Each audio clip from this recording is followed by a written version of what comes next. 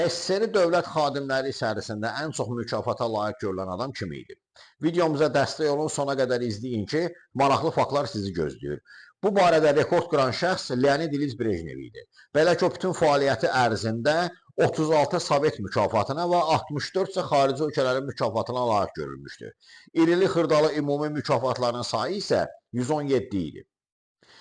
SSR Nazirlər Sovetinin sədri vəzifəsində özünün əlinə götürən başqa bir rəhbər Nikita Xruşov isə 28 Sovet mükafatına və 11 xarici mükafata layiq görülmüşdü.